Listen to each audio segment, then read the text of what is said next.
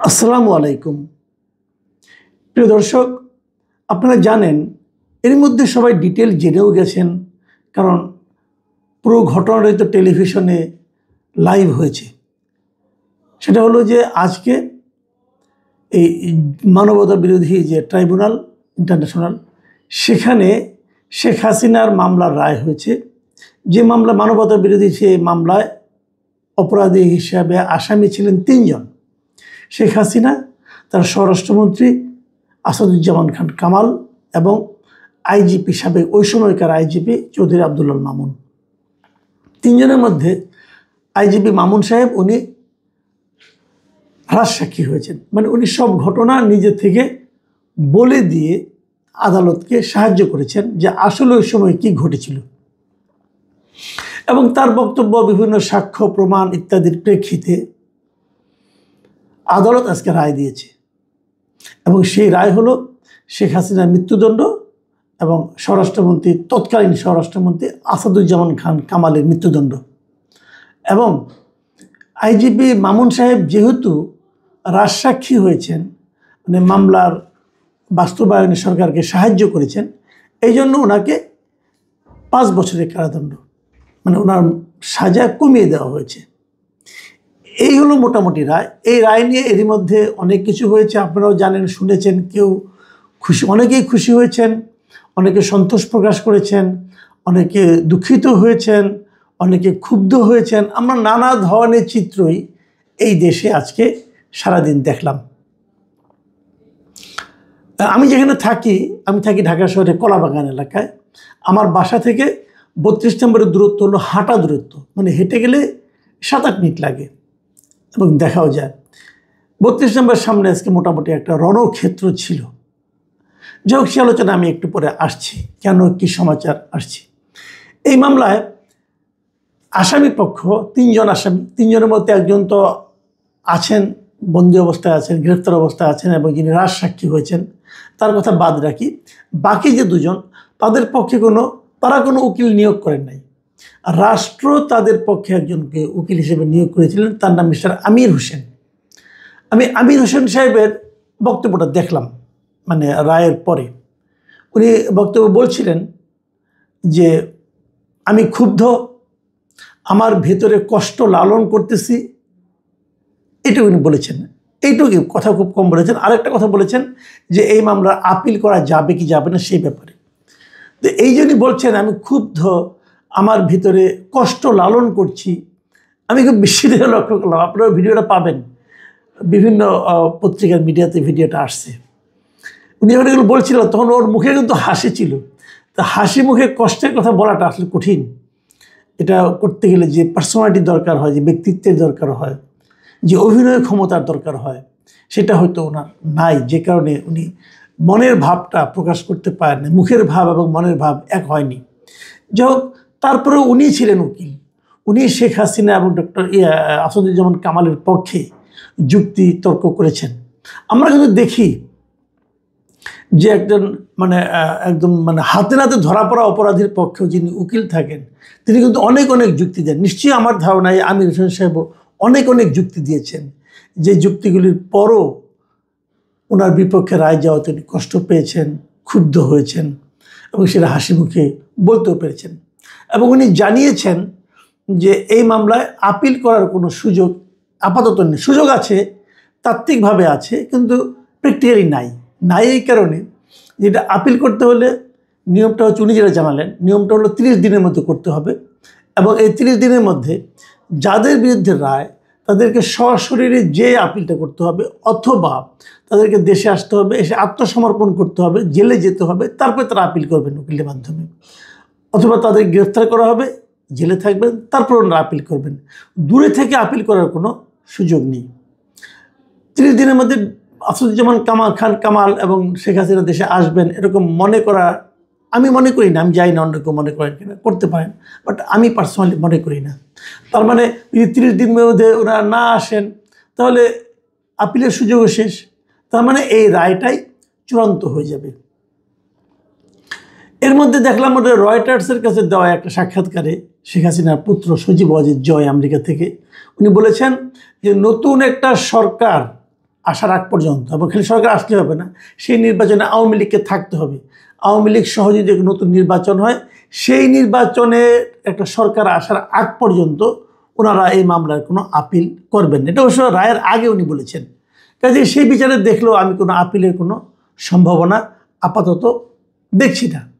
তার মানে শেখ হাসিনা এবং আসাদুজ্জামান খান কামালের মানে আইনগতভাবে যে রায়টা হয়েছে, সেই রায়টা চূড়ান্ত বলে আমরা আপাতত ধরে নিতে পারি। তাহলে কী হবে এরপর? এরপর পাওয়া মাত্র তাদেরকে ফাঁসিতে ঝুলিয়ে দেওয়া হবে। এই দুজনকে পাবে কি, কিভাবে পাবে, তার রিয়াকশনটা কি? দেশে এই মামলাকে, এই আন্তর্জাতিক অপরাধ ট্রাইব্যুনাল যেটা, এই মামলার এই রায়কে নিয়ে সবাইকে খুব খুশি হয়েছেন, অনেকেই খুশি হয়েছেন, কেউ খুশি হয়েছেন, কেউ দুঃখী। যেমন আজকে দেখলাম যে গোপালগঞ্জে সেখানে তো মহাসড়ক অবরোধের একটা ব্যবস্থা করা হয়েছিল, গাছের গুঁড়ি ফেলে ছাত্রলীগের লোকজন করছিল, হইচই ছিল, অনেক কিছু হয়েছে। তারপর আবার সেগুলো ঠিকঠাকও কয়েকটা হয়ে গেছে। এটা এক ধরনের প্রতিবাদ দেখেছি। আবার উল্টো প্রতিবাদ দেখেছি আমরা 32 নম্বরের সামনে। 32 নম্বর মানে বঙ্গবন্ধুর যেটা বাড়ি ধানমন্ডি 32 নম্বরে, সেটাতে একবার গুড়িয়ে দেওয়া হয়েছিল এক্সকাভেটার দিয়ে। সেখানেও আজকেও দুপুরের দিকে দুটি এক্সকাভেটারকে নিয়ে যাওয়া হয়েছিল, বাকি যেটুকু আছে সেটুকু ভেঙে ফেলা হবে। এবং তখন নাকি বলা হয়েছিল এগুলি ভেঙে এখানে খেলার মাঠ বানানো হবে, যাচ্ছিল এই দুটো এক্সকাভেটার নিয়ে।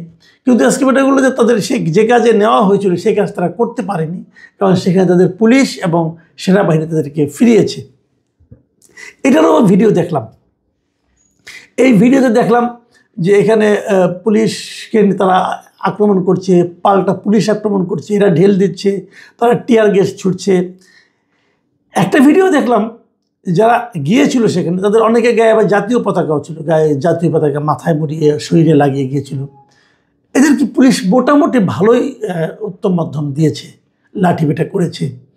হয়তো তারা আশা করেনি, মানে আগেরবার যখন তারা গিয়েছিল তখন তো তাদের কেউ বাধা দেয়নি, তখনও কিন্তু সেনাবাহিনী ছিল, কিন্তু কেউ বাধা দেয়নি, তাদের ভাঙতে দিয়েছিল। এবার আবার ভাঙতে দিল না। আজকে কেন ভাঙতে হবে সেটাও আমার কাছে ক্লিয়ার না। এবং ভাঙতে দেবে তারা এই প্রত্যাশাটা কেন করেছিল, আগেরবার কেন ভাঙতে দিয়েছিল সেটাও আমি জানি না। আইনগত কোন আইনে আগেরবার ভাঙতে দিয়েছিল আমি জানি না। এবার তারা ভাঙতে গিয়েছিল কোন আইনে সেটাও আমি জানি না, কারণ আমার কাছে কোনো দৃশ্যতে কোনো আইন আমার জানা নাই এই সংক্রান্ত, যে একটা বাড়ি ভাঙা যায় কিনা এভাবে। তো এবারও তারা গিয়েছিল, এবং কাউকে যেখান থেকে অ্যারেস্ট করা হয়েছে সেটাও শুনিনি এইভাবে, কারোর প্রতি কোনো অ্যাকশন নেই। কারণ ওইটুকুই, তাদের ভাঙতে দেওয়া হয়নি। যারা জোর করে ভাঙতে গিয়েছিল তাদেরকে মারা হয়েছে, প্রহার করা হয়েছে, লাঠিপেটা করা হয়েছে, এগুলো করা হয়েছে। এবং তাদের চোখে মুখে আমি দেখেছি, অনেকের চোখে মুখে বিস্ময় যে আমাদেরকে মারছে কেন, আমাদের তো মারার কথা ছিল না, আগেরবার তো মারেনি, এবার কেন মারলো? আগেরবার যদি ফেরানো হতো তাহলে নিশ্চিত এবার যেত না, এবার এই মারটা খেত না তারা। কিন্তু আগেরবার ফেরানো হয়নি, এইবার তো আগেরবার একটা এক্সকাভেটর নিয়ে গেছিলো, এবার দুটো নিয়ে গেছে, ওই উৎসাহিত গেছে। তা আমি বুঝি না সরকার আগেরবারে যদি যেতে দিলেন তো এইবার দিলেন না কেন? আর এইবার যদি না দেওয়াটাই বৈধ হয় তো আগেরবার যেতে দিলেন কেন? আমি সরকারি ব্যাপারগুলি ভালো বুঝি না আর কি। আইন আসলে কি বলে, যারা আইন ভালো বুঝেন তারা বলতে পারবেন। তো যাই হোক, আমি ওদের মুখে খুব বিস্ময় দেখেছি যে তারা কয়েকজন কান্না করছিল এবং বলছিল আমাদেরকে মারছে কেন। মানে তারা একটা বাড়ি ভাঙতে যাচ্ছে, তারপর তাদের পুলিশ কেন মারছে তারা বুঝতে পারছে না। এই যে বিষয়টা, এই বিষয়টার জন্য আসলে দায়টা আমরা কাকে দেব? এখন আমি মনে করি যে এক্ষেত্রে আসলে পুলিশ যেটা করেছে এবার সেটাই আইনানুগ কাজ। আমার মনে হয় তাদের আরও দেখা উচিত যে এই এক্সকাভেটরগুলির মালিক কারা। এক্সকাভেটর তো ছোটো জিনিসটা যে আপনি দেশালাইয়ের মতো পকেটে করে নিয়ে আসলেন, যে আগুন ধরাই দিলেন, তা তো না। বড় জিনিস, অনেক দূর থেকে আনা হয়েছে। এটা কে এনেছে এই লোকটার খোঁজ করা উচিত, তাকে ধরা উচিত। তারা একটা বেআইনি কাজ করতে চাচ্ছিল। এই এক্সকাভেটরের মালিককে, তাকেও ধরা উচিত। তারা এই ধরনের লোকের কাছে এক্সকাভেটর ভাড়া দেয় কেন, এটা কিন্তু সরকারের দেখা উচিত। আমার ধারণা দেখা হবে কিনা আমি জানি না, আমি আশা করব দেখা উচিত, তারা হয়তো দেখবেন। আসলে ওটা আন্তর্জাতিক পর্যায়ে একটু যাই। এই ঘটনা নিয়ে CNN, Reuters, AP, BBC, Al Jazeera, Guardian আর অনেকেই কিন্তু রিপোর্ট করেছে, অনেকে ফ্ল্যাট রিপোর্ট করেছে। যে শেখ হাসিনাকে ফাঁসি দেওয়া হয়েছে, আসাদুজ্জামান কামালকে ফাঁসি দেওয়া হয়েছে। আবার কেউ কেউ তার সঙ্গে একটু একটু মন্তব্য করেছে। আমি দুটো মন্তব্য পড়ে শোনাই। বিবিসিতে যে শিরোনামটা হয়েছে, আমি বিবিসি এবং রয়টার্সেরটাই পড়ব। বিবিসিতে বলা হয়েছে যে নৃশংসভাবে বিক্ষোভ দমনের মামলায় বাংলাদেশের সাবেক নেতা শেখ হাসিনার মৃত্যুদণ্ড লিখেছে। তারপরে এক জায়গাতে একটা মন্তব্য, আমি এগুলো বাংলায় পড়ছি, ওরা ইংরেজিতে লিখেছিলেন। তারপরে এক জায়গায় লিখেছে যে শেখ হাসিনাকে বাংলাদেশে প্রত্যর্পণ করা নিয়ে এখন ভারতের উপর চাপ বাড়বে, কিন্তু তা সত্ত্বেও তাকে ঢাকায় প্রত্যর্পণের তেমন সম্ভাবনা নেই। এটা বিবিসি রিপোর্টে বলা হয়েছে। শেখ হাসিনাকে খুব শীঘ্রই হয়তো ফেরানো যাবে না বলে তারা মনে করছে। এ সংক্রান্ত ভারতীয়রা কী বলছে সেই খবরটা আমি একটু পরে বলবো। আর রয়টার্সের যে খবরটা, সেখানে বলা হয়েছে যে শিক্ষার্থীদের উপর দমন পীড়নের দায়ে বাংলাদেশের ক্ষমতাচ্যুত প্রধানমন্ত্রী শেখ হাসিনার মৃত্যুদণ্ড। তারপরে নিচে আবার একটা জায়গায় লেখা আছে, বলা হয়েছে যে এমন এক সময়ে এই রায় দেওয়া হয়েছে যখন আগামী বছরের ফেব্রুয়ারির শুরুতে বাংলাদেশের জাতীয় সংসদ নির্বাচন অনুষ্ঠিত হওয়ার কথা রয়েছে। এটা কিন্তু খুবই ইঙ্গিতপূর্ণ একটা মন্তব্য। মন্তব্যটা এই কারণে যে রায়টা দেওয়া হলো নির্বাচনের ঠিক 3 মাস আগে। 3 মাসও না, 2 মাস, 2.5 মাস ধরেন। তো এটার প্রতিক্রিয়ায় কি নির্বাচন বাধাগ্রস্ত হতে পারে? এটা কিন্তু একটা বড় প্রশ্ন। আমি নিজেও মনে করি এই রায়টা আসলে নির্বাচনের পরে হলে ভালো হতো। কারণ নির্বাচনের আগে ধরনের একটা রায় দেওয়াতে এই রায়ের ব্যাপারে নানা রকম প্রশ্ন উঠবে এবং এই রায়ের আফটার ইফেক্ট নির্বাচনকে প্রভাবিত করতে পারে, বাধাগ্রস্তও করতে পারে। কেউ কেউ তো এক ধাপ এগিয়ে বলবেন নির্বাচনকে মানে ভণ্ডুলো করে দিতে পারে এই রায়ের আফটার ইফেক্টটা, পরবর্তী যে ফলটা। আমি জানি না, আমি চাই না এরকম কিছু হোক, আমি চাই এক নির্বাচন হয়ে যাওয়া উচিত। আমি একটা জিনিস বলি, ভারতীয় পত্রিকাগুলো এই ঘটনাকে নিয়ে, ভারতীয় প্রত্যেকটা মিডিয়ায় আমি দেখেছি একাধিক রিপোর্ট করেছে, একাধিক, মানে 3টা 4টা 5টা এরকম রিপোর্ট করেছে। বোঝা গেল যে ওনারা এই ব্যাপারে খুব ইনভলভ হয়ে গিয়েছেন। বিশেষ করে আমি বাংলা ভাষাভাষী কলকাতার যে পত্রিকা আছে, পশ্চিমবঙ্গের আনন্দবাজার পত্রিকা, আমি একটা পত্রিকার কথাই বলি, আমি সেখানে ধরেন 1, 2, 3, 4, 5টার মতো 5-6টা নিউজ দেখলাম। আমার কাছে অবাক লাগছে, 5-6টা নিউজ তারা করেছে কিন্তু। এবং সেগুলো মিলে তারা কি, আমি 2-একটা শিরোনাম পড়ে শুনে দেখাই। একটা নিউজের শিরোনাম হলো অনির্বাচিত সরকারের সাজানো আদালতের রায়, ফাঁসির সাজা নিয়ে হাসিনা, বাংলাদেশ জুড়ে বন্ধ ডাকলো আওয়ামী লীগ। আমি এই নিউজটাকে আমার যেন কেন মনে হলো যে এটা কি আওয়ামী লীগের পত্রিকা কিনা। হ্যাঁ, এই যে অনির্বাচিত সরকারের সাজানো আদালত, জানি না তারা কেন করলো এই নিউজটা। তারা এভাবেই ভাবে, হতে পারে তারা এই আদালতকে যদি সাজানো বলে, নিশ্চয়ই তাদের কিছু কারণ আছে। এখন এটা দেখা দেখি অন্য কোনো দেশ এরকম ভাবে কি না সেটাও আমি জানি না। যদি অন্য কোনো দেশ ভাবে তাহলে সেটা তো এই সরকারের জন্য খুবই একটা, আমি মনে করি নেতিবাচক একটা প্রতিক্রিয়া হবে।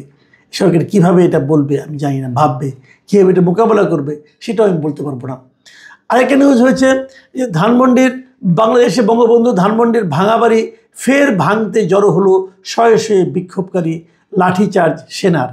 আরেকটা শিরোনাম এরকম, হাসিনাকে ফেরত চায় ঢাকা, ইউনূসের আহ্বানে কি সাড়া দেবে নয়াদিল্লি, বিবৃতি জারি মোদী সরকারের বিদেশ মন্ত্রকের। মানে বাংলাদেশ চেয়েছে অফিসিয়ালি এই রায়ের পরপরই আমাদের যে পররাষ্ট্র মন্ত্রণালয় তারা চেয়েছে এবং ভারত তার একটা জবাব দিয়েছে। সেই জবাবের মধ্যে ফেরত দেওয়া না দেওয়া নিয়ে তেমন কোনো কথাই নেই, ওটা পুরো কূটনৈতিক ভাষায় অন্যদিকে চলে গেছে। এখন প্রশ্ন হলো যে আসলে এই যে একটা রায় হলো, মৃত্যুদণ্ডের রায়, এই রায় কি খুব শীঘ্রই বাস্তবায়িত করা সম্ভব হবে? বাংলাদেশ সরকার কি বাস্তবায়ন করতে পারবে? 3 জনের মধ্যে একজন তো আপনার 5 বছরের সাজা পেয়েছে, উনি জেলে আছেন। বাকি যে 2 জন তারা তো ভারতে আছেন, তাদের কি ভারত ফেরত পাঠাবে? যদি না পাঠায় তাহলে বাস্তবায়নটা আপনি কীভাবে করবেন? এর মধ্যে তো 3 মাস পরে সরকার পরিবর্তনের কথা।